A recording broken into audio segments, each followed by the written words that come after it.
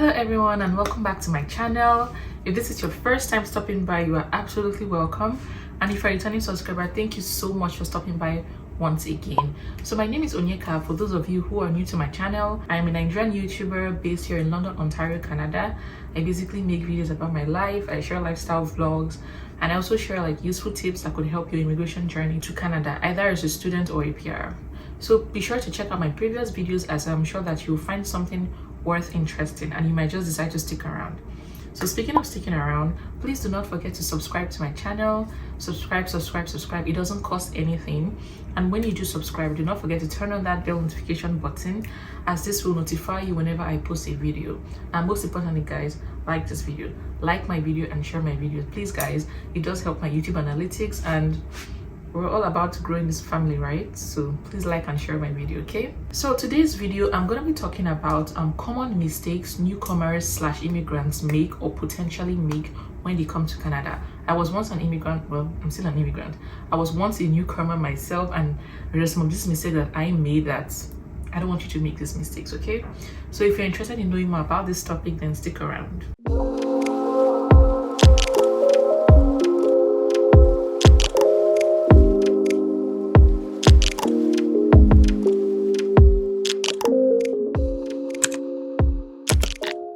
So before I start this video, I'm going to give this disclaimer once again. I am not a registered immigration consultant. I'm not a travel agent. I don't assist anyone in doing their admission or something.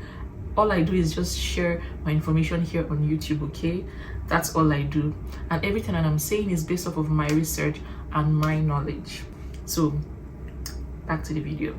So in no particular order, I'm going to be talking about 10 mistakes newcomers/immigrants typically make or potentially make. First on my list, I'm going to be talking about not doing proper research in their province of settlement. By that I mean, when you decide to come to Canada, or if you're deciding to come to Canada, please make sure that you do some research about that province in terms of the weather, cost of living, the jobs in demand, the culture, the community in that area, because all of these factors, they tend to play into how you get integrated into the system. For example, if you're one that doesn't like cold at all, please do not go to provinces that are very cold. For example, like Alberta is very cold, Saskatchewan is very cold, Manitoba is very cold. So please do your research carefully. And I feel like if you want to stay in the warmest part of Canada, they always say BC is the warmest part, but I lived there for like a year and it's the warmest, but it still wasn't warm. In general, if you're coming to Canada, just prepare for the cold, but the warmest part of the country is in British Columbia, so that's your best bet. But anyways, make sure that you're also aware of the language that is being spoken in the province. Like for example, the province of Quebec is majorly French, although they still speak English. Also, some smaller communities in Canada, they tend to speak French. So if you do speak French and you want to stay in a place where you're comfortable, you know, speaking your first language, by all means make sure you do your research on the province that majorly speaks your first language. If your first language is French, be sure to look into the province of Quebec. And then if your first language is English or your official language is English, and you can look into the rest of other provinces. Also, cost of living is another important factor that you need to look into before you move.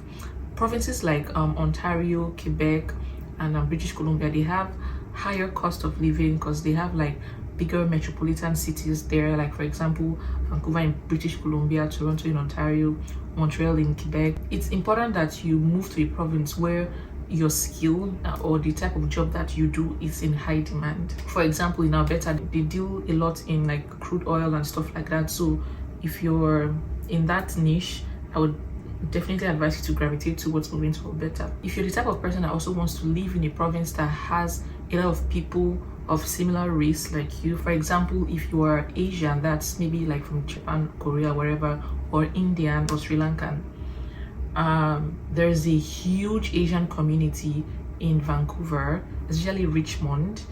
There's a lot of Chinese in that area.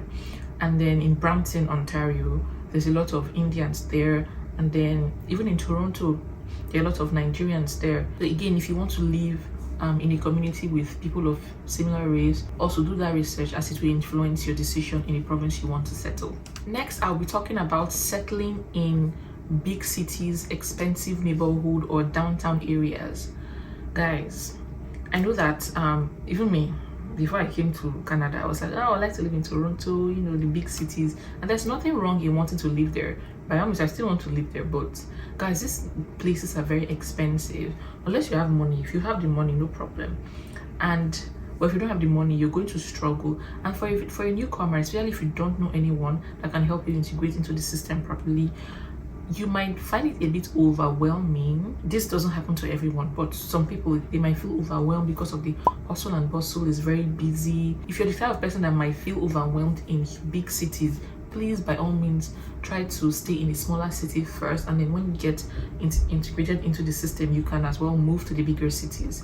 And in terms of raising family, let's say you immigrate with your family, downtown areas are not like the most suitable places to stay and raise your family in terms of like housing space, because the apartments, they are usually very small. You know, there are no play areas for the children. Your best bet at this point will be staying in like suburban areas, staying like away from downtown, like stay in a place with townhouses that has like a lot of backyard space for your children. These are factors you need to consider before you settle. So number 3, I'm going to be talking about not getting a credit card on time. Guys, in this part of the world, they operate on a credit-based system. Like, I know when I first came, I didn't want to get a credit card. I was like, I really don't want to owe, you know, owe money. I like paying everything outright, but things are very different here. Some of you already know that. Getting a credit card is an important step that you need to take as soon as you arrive, because one, you need to build your credit score, because almost everything depends on credit score. For example, getting an apartment in downtown Toronto or some other cities, they will need to check your credit score. Basically, your credit score just tells like how good you are in paying back your debts. And then if you also want to get a car, your dealership will check your credit score, unless you're buying your car outright. Even if you want to get a house, they're going to check your credit score. All of these things, they come into play. So that's why you need to get your credit card as soon as you land, in order to start building your credit score, because this takes months to achieve. And then credit card is also safer than a debit card in terms of fraud. There's a potential that newcomers tend to fall for scams because they are not, you know, familiar with the way the things operate in wherever they're settling. So getting a credit card is a lot safer than debit card, because if you notice an unauthorized charge on your credit card, you can quickly call your bank to cancel that transaction. But whereas a debit card, once that money is gone, it's gone. But credit card, it can be, you know, cancelled. Getting a credit card also gives you a higher purchasing power. Like I said, the bank can see that you pay your debts on time. For example, in getting a house, you can get pre-approved quickly and for a high amount to get a house. Number 4, I'm going to be talking about settling on a survival job. Yes, I do understand that when you immigrate to a new country, you don't have the work experience that is being required for your field of interest, and then you have to take on some survival jobs to pay your bills. But try, as much as this might be very tempting to get comfortable and settle in your survival job, try to, you know, get out of your comfort zone, try to get educated, do whatever it takes to get back into what you were doing before. I don't know if you get what I mean. For example, let's say you're a licensed professional in your country, wherever you're coming from. Try as much as possible while you're working your survival job to also get licensed in your country of residence in order to practice, because one can get comfortable survival jobs and on the long run, you understand, it might just make you give up on your dreams. So number 5, we're going to be talking about not networking. This I find very hard, because I also find it hard to network, and I didn't exactly network when I first came, and it's not something I look forward to doing now. But try to go for job fairs. If you're a student, universities or colleges, they tend to host job fairs for students about to graduate. So for me, that was the opportunity I got to network. Like, my program hosted a lot of career days, and we had the opportunity to network with professionals in the field. So just try to go out there, go on LinkedIn. You can actually cold message people on LinkedIn, like just send them a message. I know it's awkward, but you have to do what you got to do to get that job, okay? Like I said, try to attend job fairs, speak to people, don't be shy like me. Just get out there, you know. You don't know what's out there. You don't know what that simple, you know, elevator pitch can get you. There are just so many opportunities out there. So just do your best to try to network. I know it's not easy, but number 6, I'm going to be talking about your proximity to like your work and your school. Guys, if you're choosing a house when you first arrive, please be careful in choosing a house. Don't just choose a house because okay, it's affordable. Yes, I understand, but also try to calculate the proximity from your place of work or your place of school, because if you live very far away during the winter, you're going to regret that decision. And also choose a place that has a bus stop close to that house. I know what I'm saying because I've been guilty of this. I've stayed in a place where to get to the bus stop I had to walk like 10 minutes, and it wasn't funny during the winter. So factor all of these small things into your decision whenever you're settling, okay? Same applies to work, school, church, grocery, all of that stuff. And even if you have children, also before you choose a house, try to look at the schools in that area. Your children are going to like a public school, they have to go to the one within your district. You can't really send your child outside the district unless it's a private school. So number 7, I'm going to be talking about not being prepared for the competitive job market. Guys, I would say I wasn't prepared for how competitive the job market is, especially in Canada. And I'm going to talk about Canada specifically because you know everyone here is highly educated. Master's degrees is like why like everyone has like multiple degrees, so it's very competitive. And especially as an immigrant, you have to work twice as hard to convince that interviewer that you are qualified for the job, like you have what it takes to perform this job. Because sometimes, depending on where you're coming from, they do not trust your previous work experience. They like you to get like, you know, fresh experience here, but then again, how are you going to get this experience if they won't hire you? So you have to remind yourself that the interview process is going to be hard, but it's not impossible. You may have a lot of disappointment, but please don't give up. Just keep pushing, okay? You will get that job. So number 8, I'm going to be talking about not filing your taxes. This was something I wasn't really aware of back in my country, Nigeria. Like taxes, I think I don't know, I was quite young, but I wasn't aware about filing my taxes till I came here. Although my school informed me that you have to file your taxes, and I also had some friends who were fortunate enough to tell me tax season is usually like the first quarter of the year. If you're a business owner, for example, and you don't pay your taxes, it's a crime, it's a criminal offense. You're evading your taxes, and if the law catches up to you, you might have some jail time. Let's say you're a taxpayer and you're not filing your tax returns, you might get like the late penalty fee for not filing your taxes on time. So please look into it. If you're confused about filing your taxes, personally I use H&R Block to file my taxes because I don't understand how the tax paying thing works. Like, you know, those T4 forms and everything, so it's just so confusing. So I just take my, you know, documents to H&R Block and file my taxes. And for international students, I'm going to give you a tip. You can also get tax returns from your tuition, so don't forget that. Don't sleep on that. If you can't afford H&R Block, you can also meet, if you're a student, you can also meet like a tax clinic in your school. You can offer free services. I know I did that while I was a student. And if you're a worker, just try to speak to your organization if they offer free tax clinic for tax filing services, okay? So number 9, I'm going to be talking about renting or paying for houses that you haven't seen with your eyes. Guys, I know that it's quite overwhelming when you're coming to a new place for the first time and you want to get settled, but I've had a number of people message me saying that, oh, they want to pay for a house from Nigeria. I'm like, even though that may be legit, but I would definitely not advise you to do that.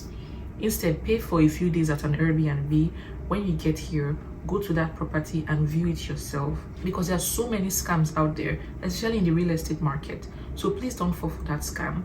It might be legit, but you just never know. Stay in that Airbnb. When you come here, book that apartment viewing and go there yourself. Look at the property before you pay, because sometimes they may show you something virtually and it looks really nice and big, but when you get there, it's like, what I ordered versus what I got. So, and you may already be locked in a lease, so it's going to cause, you know, some troubles trying to break that lease. So please don't be in a hurry to, you know, book something from your home country before you come here. Do it while you get here. And number 10, this is a weird one, but I'm going to talk about it. It's called plagiarism.